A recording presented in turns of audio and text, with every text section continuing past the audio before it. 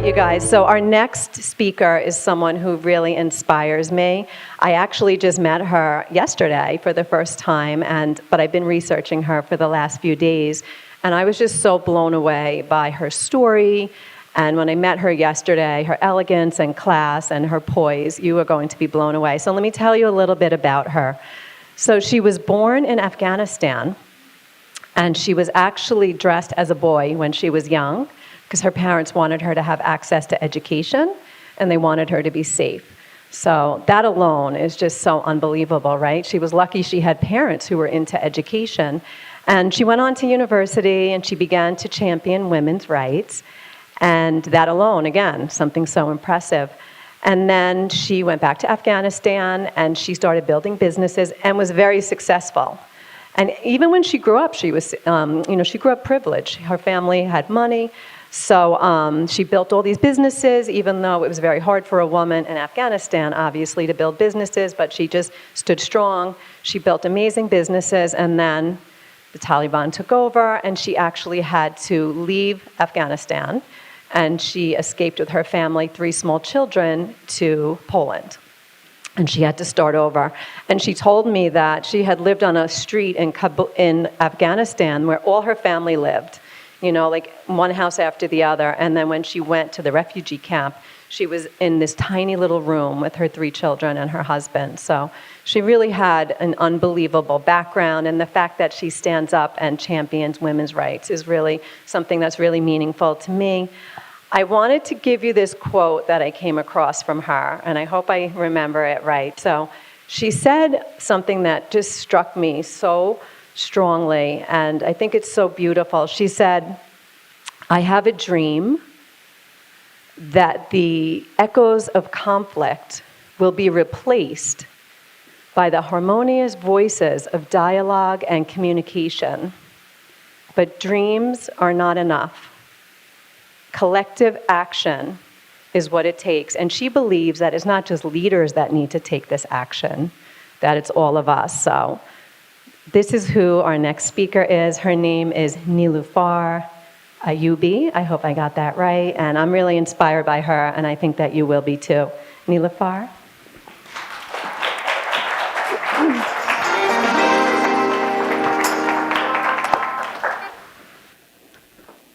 Wow. Hello, everyone. Welcome to the Ideas and Leaders Summit.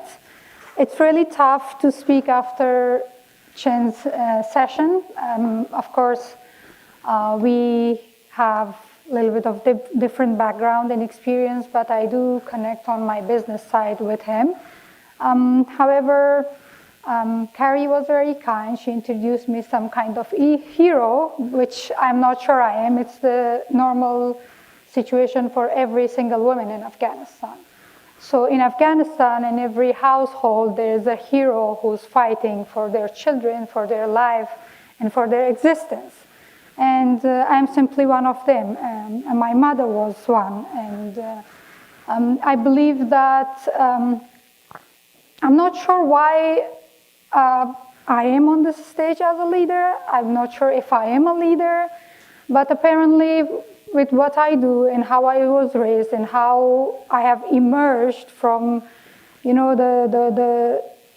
from Afghanistan, from the streets of Kunduz, a very conservative city where women are very much invisible, even during the past 20 years. And then during Taliban, during the Seven War, during this Republic era, but I think I owe everything to my father, and I would like to remember him on this very important day, standing here. I wouldn't have even dreamed of standing in the heart of New York one day and delivering a speech on leadership. So this is a huge achievement for me, for my 3 children who are rooting for me from Poland. But I think most of my leadership skills comes from, looking at my father, at my mother, naturally, how they handle the situation in a home, in a country where the situation in the home is not shared between a man and woman. But in my family, it was very balanced. My mother was the head of the family. He had the hunter in hand. And my father was a big support of that.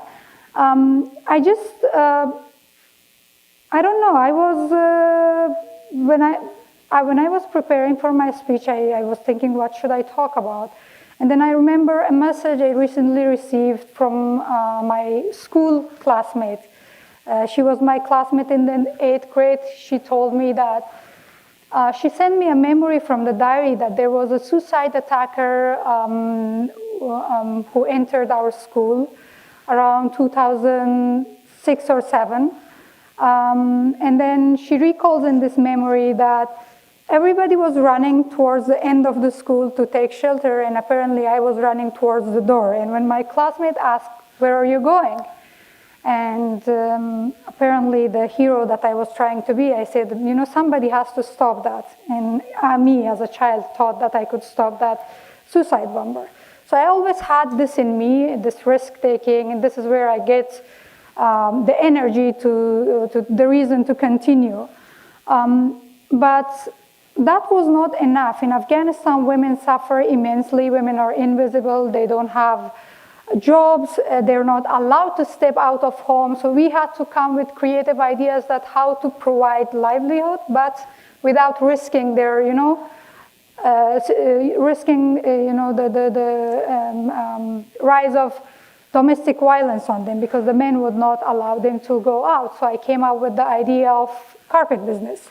Half of Afghanistan women, you know, they make carpets within their home. But what happens that there's a third party in between and nothing. At the end of the day, they get a very minimum wage.